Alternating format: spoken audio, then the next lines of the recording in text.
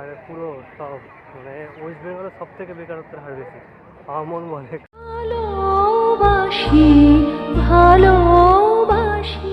এখন আমি চলে এসেছি এই টিসিএসে, সল্টলেক সেক্টর 5 টিসিএসে চলে এসেছি। আর এখানে প্রচুর সব স্টুডেন্ট এক্সাম দেওয়ার জন্য বসে আছে।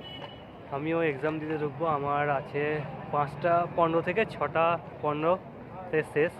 তো রিপোর্টিং টাইম হচ্ছে 4টা। তো 4টা থেকে রিপোর্টিং টাইম।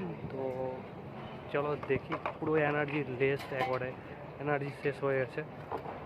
হ্যাঁ, কোনো রকম করে আছি। আর দেখি এখানে প্রচুর স্টুডেন্ট।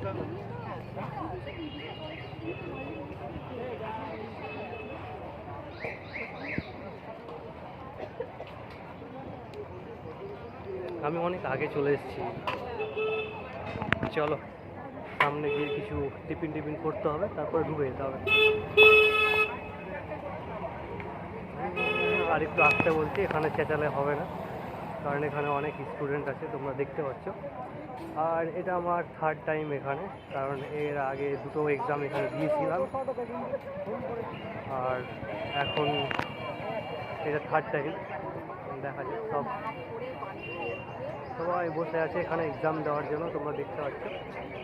একেবারে অনেক সব স্টুডেন্ট, বুঝতে পারছো।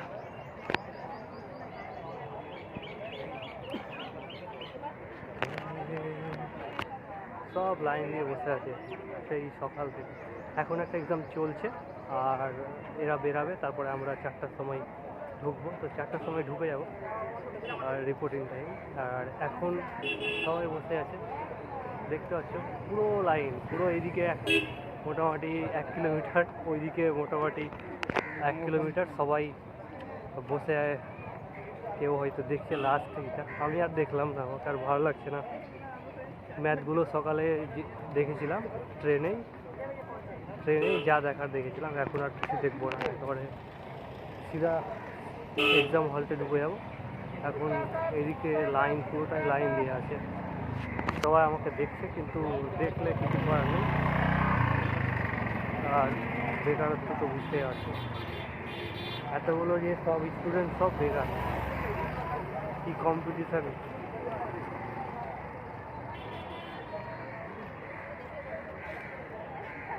আর পুরো সব মানে ওয়েস্ট বেঙ্গলের সব থেকে বেকারত্বের হার বেশি আমার মন বলে, কারণ এখানের যা স্টুডেন্ট আছে এদেরই ভ্যাকেন্সি পূর্ণ হবে না।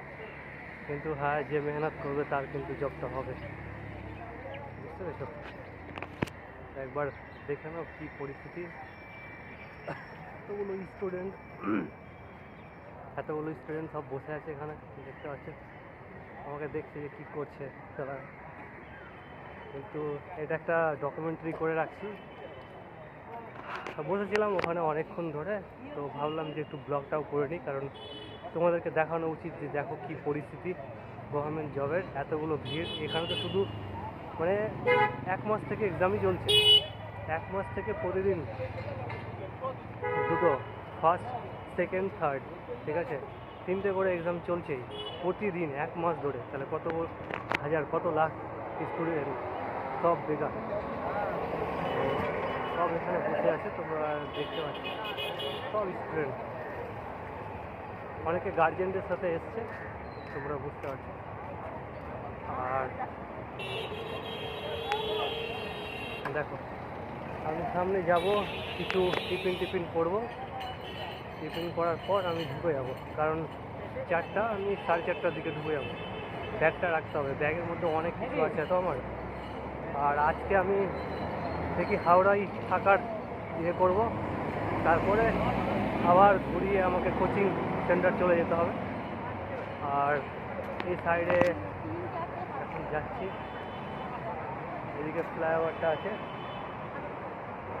ট্রেনে খুব তাড়াতাড়ি চলে এসেছিলাম, আমি প্রচণ্ড তাড়াতাড়ি চলে এসেছিলাম। এখন এই সবাই বসে আছে এক্সাম দেওয়ার জন্য। আর ওই সাইডেরটাতে আমি যাব, পুরোটা যাচ্ছি। আর জোরে কথা বলতে পারছি না, কারণ সত্যি বলছি, জোরে কথা বলার মতো কোনো আমার কাছে এনার্জি নেই। ট্রেন জার্নি করে আসার পর না, মানে আর থাকে না কিছু। এক্সাম দিয়ে দিয়ে লাইফটা শেষ। এখানে সব বসে আছে, এখানে সব শুয়ে আছে, তোমরা দেখতে পাচ্ছ। আর অনেকে দেখছে আমাকে, কিন্তু দেখলে কিছু করার নেই। আমার এটা ভালো লাগে তাই করছি, একটা ডকুমেন্টারি থাকবে। সবাই বসে আছে, রাতে ওখানে থেকে যাই, সারা রাত এখানে শুয়ে যাই আর থেকে যাই, বুঝতে পারছো? এই দেখো সব শুয়ে আছে এই সাইডটাতে, তোমরা বুঝতে পারছো। আমি এই কুকুরটা শুয়ে যাই। আমাকে এখন না কিছু একটা টিফিন করতে হবে, টিফিন করে তখন আমি ঢুকে যাবো। তো এখন আমি চলে এসেছি কিছু মানে টিফিন করতে, লাঞ্চ করতে। তো এখানে এরকম টাইপের একটা রেস্টুরেন্টের সামনে, মানে সেই রেস্টুরেন্টে এসেছি, টিসিএসের সামনেই আছে। তো চলো এখন একটা ডিম ভাত খাওয়া যাক, লেটস গো। এর হচ্ছে ডিম ভাত, তোমরা দেখতে পাচ্ছ। তো এটাকে এখন খেয়ে নিই, দিয়ে তোমাদের সাথে কথা বলছি। তো এখন আমি এক্সাম হলতে ঢুকবো, ঠিক আছে? এক্সাম কেমন হলো পরের ব্লগে আমি তোমাদেরকে জানাবো। আর আজকের ব্লগটা আমি এখানেই শেষ করছি, কারণ এখনই আমি এক্সাম দিতে যাবো। তো আশা করি তোমাদের এই ট্রেন জার্নির সঙ্গে এই এক্সামের যে এক্সপিরিয়েন্স তোমাদের সাথে শেয়ার করলাম সেটা তোমাদের ভালো লেগেছে। আজ এই পর্যন্ত। যদি আমার ব্লগটা ভালো লাগে তো লাইক, শেয়ার, কমেন্ট আর সাবস্ক্রাইবটা করো। আমি আমার লাইফের যে জার্নি তোমাদের সাথে শেয়ার করতে চাই। আর এটা আমার মানে আমার ইন্টারেস্টটা আছে যে ভিডিও বানানো, তোমাদের সাথে শেয়ার করা, তোমরা মোটিভেটও হওয়া। তো আমার মন বলে গভর্নমেন্টের প্রিপারেশনের পাশাপাশি কিছু নিজস্ব করা উচিত, তাহলে কি হবে যে এরকম ভিড়ের মানে সম্মুখীন হতে হবে না। আমি হয়তো কিছু পাশে করিনি, তো এবার ভাব ফ্রিল্যান্সিংগুলো শুরু করব। তো আশা করি তোমরা পুরোটা বুঝতে পেরেছো। আজ এই পর্যন্ত। যদি আমার ভিডিওটা ভালো লাগে লাইক, শেয়ার, কমেন্ট, চ্যানেলটা সাবস্ক্রাইব করো। বাই।